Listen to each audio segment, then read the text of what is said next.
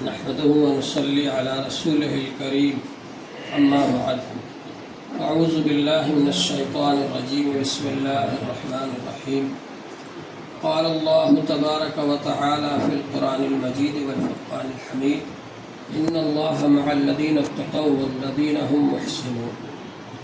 محترم حضرات، اللہ جل شانہ کا بڑا احسان ہے، اس کا کرم ہے کہ اس نے ہم کو اس مبارک مجلس کے اندر جمع فرمایا۔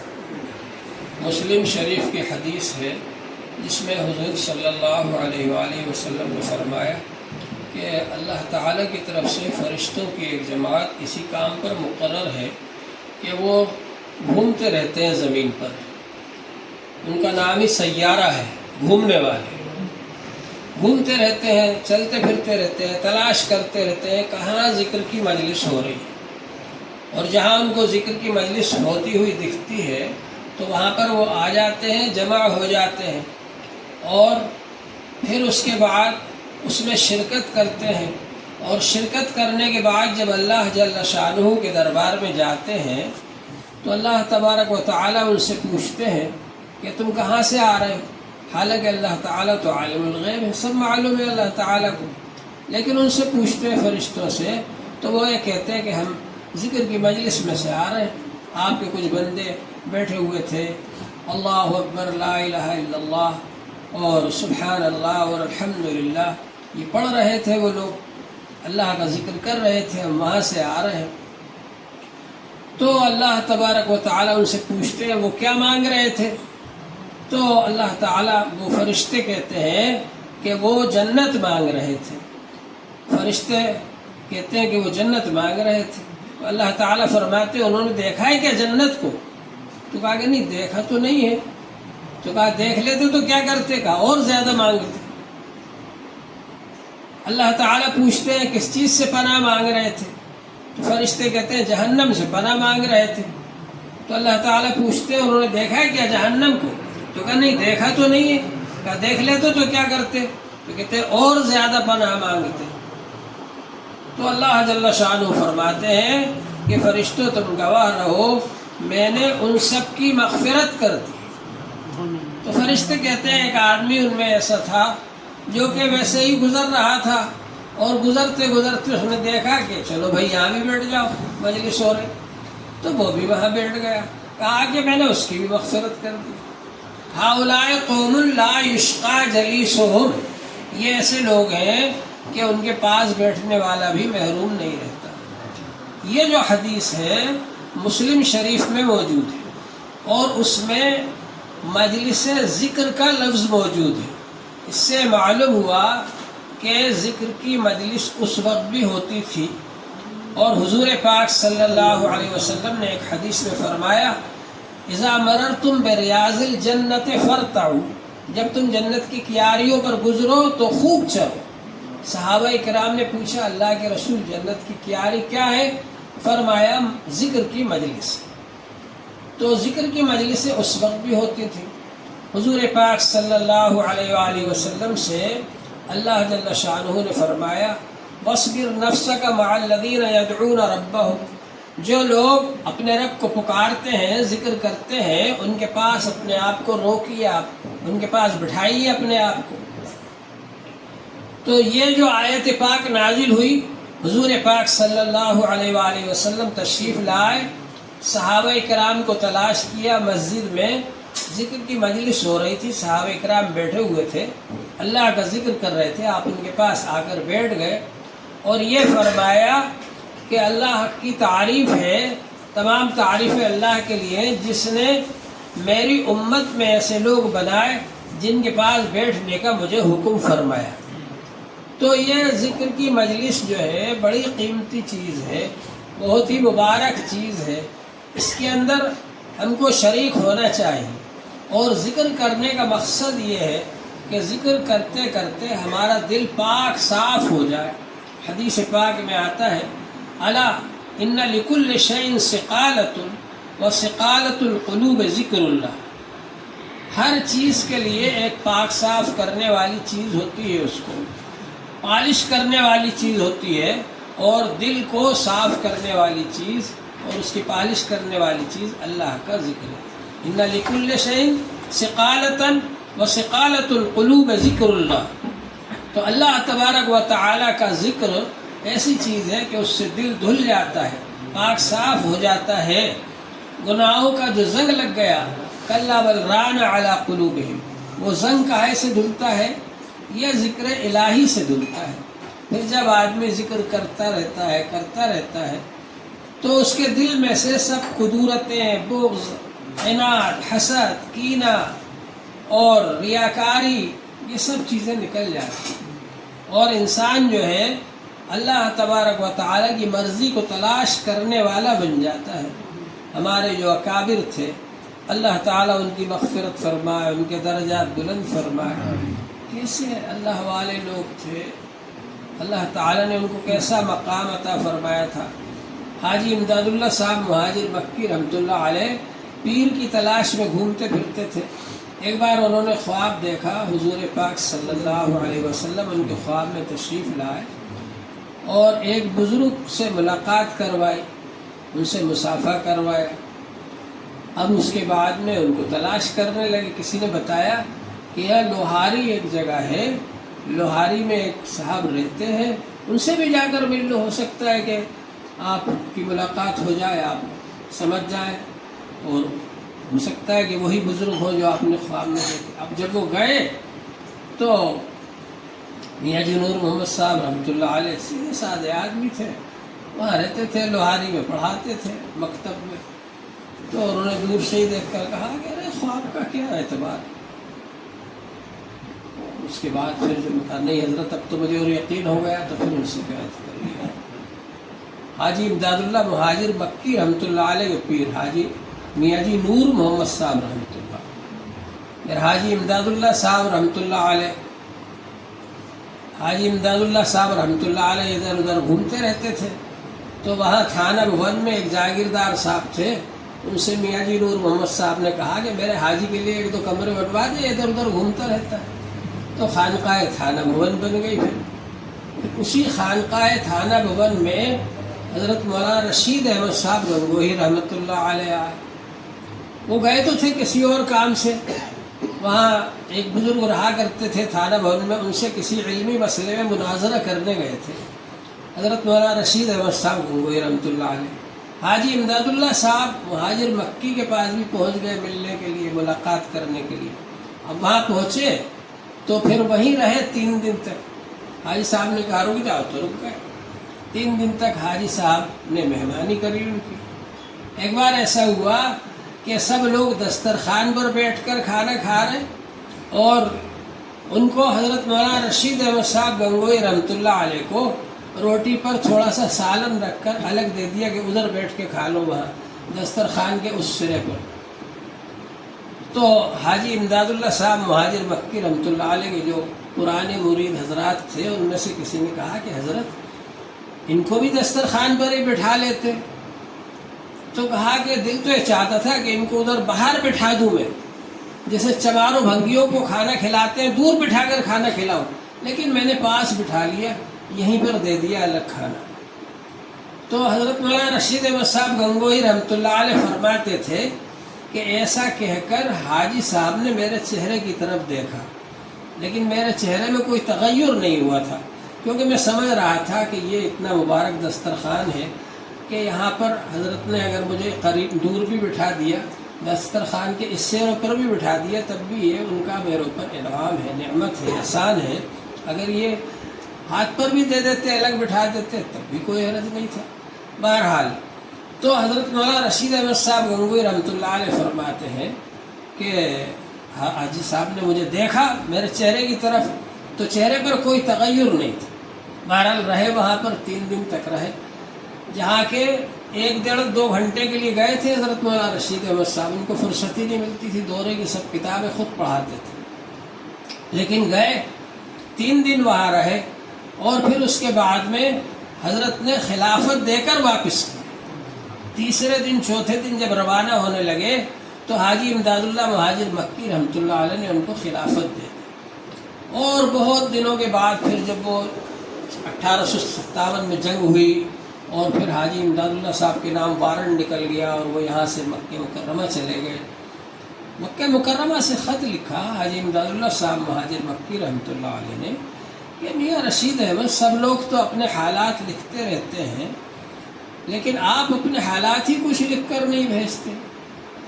تو حاجی امداد اللہ صاحب رحمۃ اللہ علیہ کا یہ خط جب آیا تو حضرت مولانا رشید احمد صاحب گنگوہی رحمۃ اللہ علیہ نے یہ جواب لکھا کہ حضرت میرے کوئی ایسے بلند اونچے حالات ہی نہیں ہیں جو میں لکھ کر کے بھیجوں. البتہ آپ حضرات کی جوتیوں کے صدقے میں یہ بات ہوئی کہ جو طبعی چیزیں تھیں امور طبیعت تھے وہ امور شریعت بن گئے.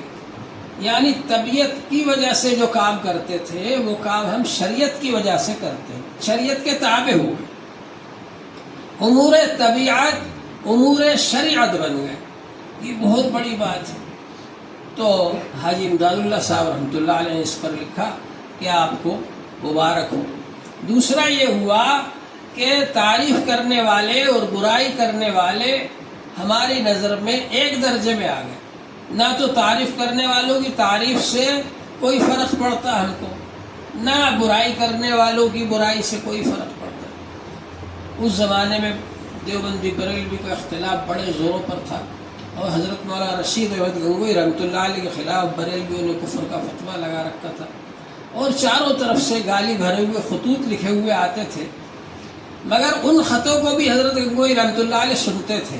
نابینا ہو گئے تھے آخر عمر میں, تو کسی خادم سے کہتے بھائی سناؤ. ایک خادم نے کہا حضرت شیخ زکریا صاحب رحمۃ اللہ علیہ کے والد مولانا یحییٰ صاحب خادم تھے حضرت گنگوہی کے, کہ حضرت میں کیا سناؤں ان خطوں کو, ان میں تو گالیاں لکھی ہوئی. تو کہا کہ حضرت تو سبھی لکھ کر بھیجتے ہیں, یہ خط بھی سنا دیا کرو تاکہ ہمارے نفس میں تکبر پیدا نہ ہو. تو یہ لکھا حضرت مولانا رشید احمد گنگوہی رحمۃ اللہ علیہ نے کہ میری نظر میں تعریف کرنے والا اور برائی کرنے والا برابر ہو گئے اور امور شریعت امور طبیعت بن گئے. یہ لکھا. تو حاجی امداد اللہ صاحب رحمۃ اللہ علیہ نے لکھا کہ اگر یہ بات ہے تو ماشاءاللہ جو مقصد تھا وہ پورا ہو گیا. تو بہرحال یہ بہت بڑی بات ہوتی. حضرت گنگوہی رحمۃ اللہ علیہ کا کیا مقام تھا اس کو پہچاننے کے لیے, سمجھنے کے لیے حضرت مولانا فضل الرحمان صاحب گنج مراد آبادی رحمۃ اللہ علیہ بہت بڑے بزرگ گزرے ہیں. نواب صدیق حسن صاحب جو یہاں تھے جن کے علاقے میں ہم لوگ بیٹھے ہوئے ہیں, ان کے بیٹے حضرت مولانا فضل الرحمان صاحب گنج مراد آبادی سے مرید تھے, وہ نور الحسن صاحب. تو بہرحال حضرت مولانا فضل الرحمان صاحب گنج مراد آبادی حضرت شاہ عبدالعزیز صاحب محدث دہلوی کے شاگرد تھے اور بہت بڑے بزرگ تھے اور بہت کشف ہوتا تھا ان کو. تو حضرت مولانا فضل الرحمان صاحب گنج مراد آبادی بہت زیادہ غصے والے آدمی تھے, جلالی بزرگ تھے, جو بھی آتا تھا اس کو ڈانٹتے تھے. تو مولانا رشید احمد صاحب گنگوہی نے ان کو خط لکھا اور یہ لکھا کہ حضرت آپ نرمی اختیار کیجئے, اخلاق محمدی اختیار کیجئے اور لوگوں کو زیادہ ڈانٹ پھٹکار نہ کیا کیجیے. آپ دوسرے یہ کہ ضبط سے کام لیجیے, کیونکہ حضرت کو کشف بہت ہوتا تھا مولانا فضل الرحمان صاحب گنج مراد آبادی, اور اس کو ظاہر کر دیتے تھے فوراً. تو حضرت مولانا رشید احمد صاحب گنگوہی نے لکھا کہ آپ ضبط سے کام لیجیے. تو یہ خط جب پہنچا تو حضرت مولانا فضل الرحمان صاحب گنج مراد آبادی نے فرمایا کہ میاں وہاں بیٹھے بیٹھے مجھے نصیحت کر رہے ہیں, یہاں کوئی میرے پاس اللہ کا نام سیکھنے کے لیے تھوڑی آتا ہے.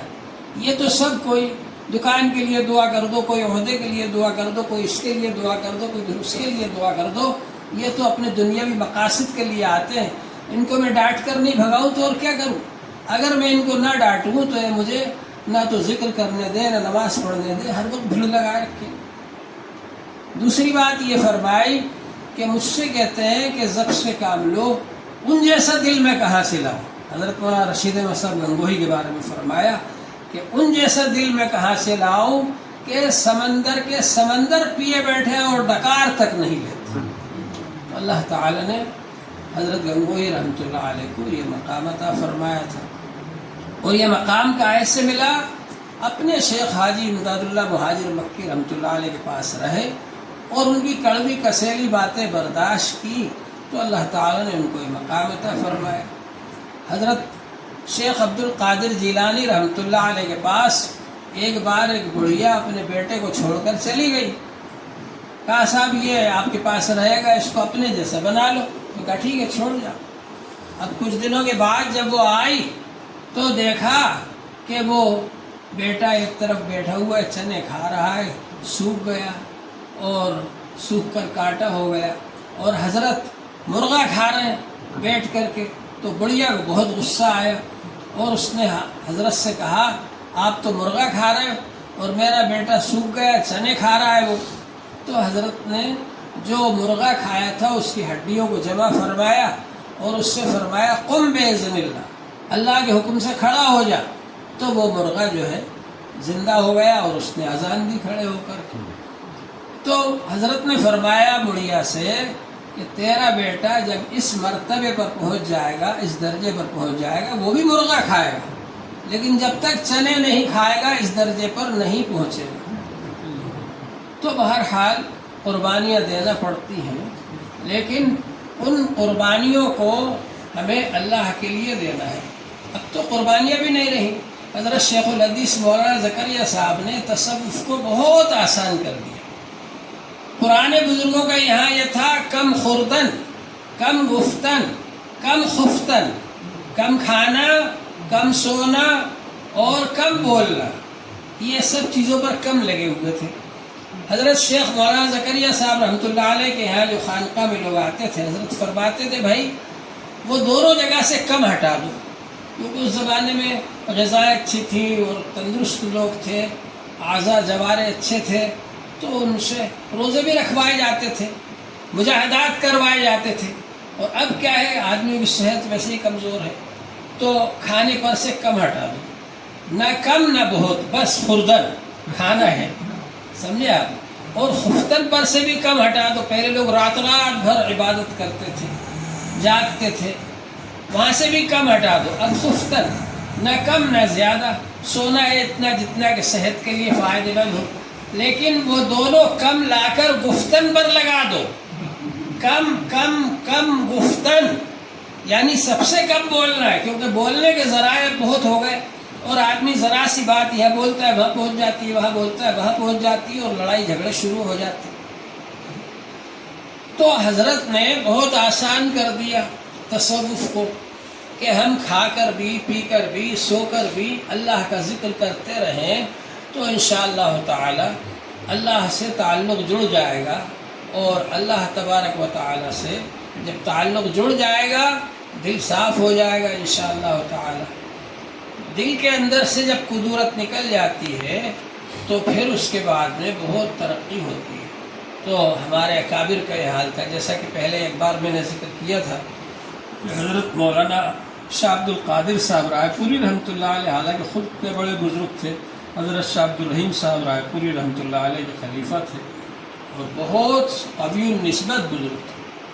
حضرت شیخ الحدیث مولانا زکریا صاحب کے پاس جو بھی لوگ آتے تھے کہتے تھے بھائی وہاں جاؤ دعا کرانا، حضرت رائے پوری رحمۃ اللہ علیہ کے پاس۔ اور حضرت رائے پوری رحمۃ اللہ علیہ کے پاس کوئی آتا تھا تو پوچھتے تھے شیخ زکریا سے مل کے آئے کہ نہیں آئے؟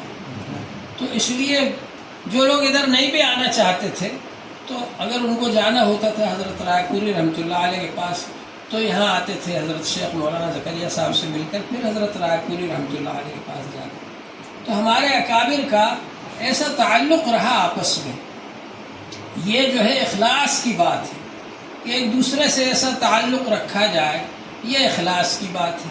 اسی طرح حضرت مولانا الیاس صاحب رحمۃ اللہ علیہ ایک بار سہارنپور آئے اور وہاں پر انہوں نے لوگوں سے کہا کہ بھائی حضرت تھانوی رحمۃ اللہ علیہ کی خانقاہ میں جانے کا دل چاہتا ہے، لیکن حضرت کے اصول بہت سخت ہیں، اس لیے ڈر لگتا ہے۔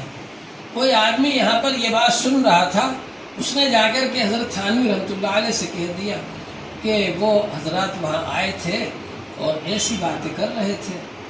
تو حضرت تھانوی رحمۃ اللہ علیہ نے فرمایا میری صحت اب اس قابل نہیں رہی، ورنہ میں خود ان سے ملنے جاتا۔ دوسری جمعرات کو وہ طالب علم جو وہاں پڑھتا تھا حضرت کے یہاں تھانہ بھون میں، اور یہاں جمعرات کو آ جاتا تھا سہارنپور. دوسری جمعرات کو پھر وہ یہاں پر آیا. پھر حضرت مولانا الیاس صاحب تشریف لائے ہوئے تھے سہارنپور دہلی سے، تو ان سے کہہ دیا کہ آپ نے اس دن جو بات کہی تھی نا پچھلی جمعرات کو، تو میں نے وہ جا کر حضرت تھانوی رحمۃ اللہ علیہ سے کہہ دی. تو حضرت تھانوی نے فرمایا کہ میری صحت اس قابل نہیں رہی ورنہ میں خود ان کے پاس جاتا ملنے. تو حضرت مولانا الیاس صاحب نے فرمایا اب تو ہم ضرور جائیں گے حضرت کے پاس. تو بہرحال پھر وہ لوگ گئے. حضرت مولانا حسین احمد مدنی رحمۃ اللہ علیہ تشریف لے گئے خانقاہ تھانہ بھون.